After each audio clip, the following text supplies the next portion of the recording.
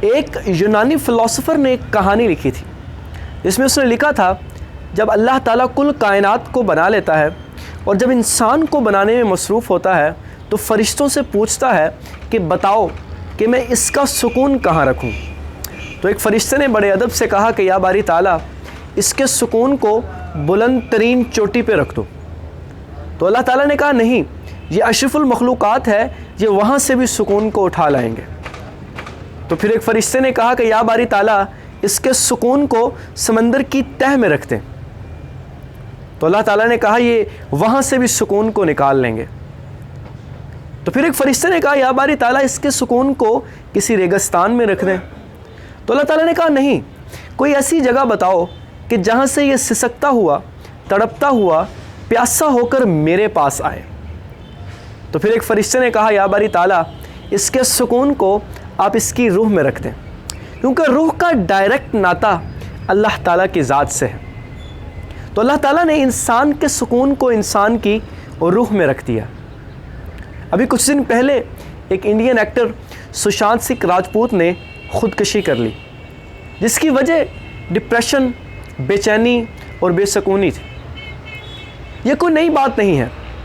اگر آپ گوگل پر سرچ کریں celebrities who commit suicide in past years تو آپ کو ایک لمبی لسٹ ملے گی۔ اس لمبی لسٹ میں 99% لوگ نان مسلم تھے، جن کے پاس شہرت، دولت کی کوئی کمی نہیں تھی، مگر کمی تھی تو روح کے سکون کی تھی۔ ان میں بے چینی تھی، روح کا سکون ان کے پاس تھا ہی نہیں۔ انسان کی جو باڈی ہے یہ زمین سے، یہ مٹی سے بنی ہوئی ہے، اور اس کی نشو و نما بھی مٹی سے ہوتی ہے۔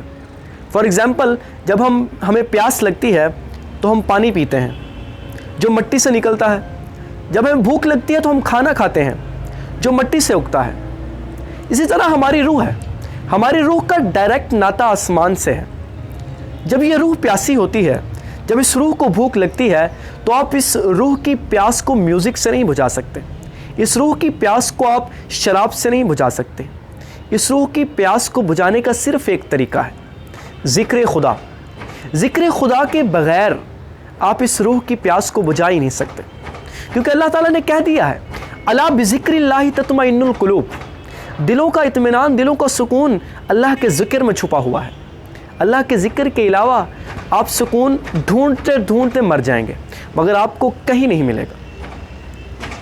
میں بڑا پریشان ہوتا ہوں اور حیران ہوتا ہوں جب میں یہ سنتا ہوں کہ مومن کو ڈپریشن ہو گیا، مومن ڈپریشن کا شکار ہو گیا۔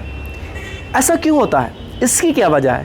اس کی وجہ یہ ہے کہ ہماری نمازوں میں وہ خلوص نہیں رہا، ہماری عبادتوں میں وہ عشق نہیں رہا، ہماری عبادتوں میں وہ جستجو، وہ جنون نہیں رہا، جس کی وجہ سے ایک مومن ڈپریشن کا شکار ہو جاتا ہے۔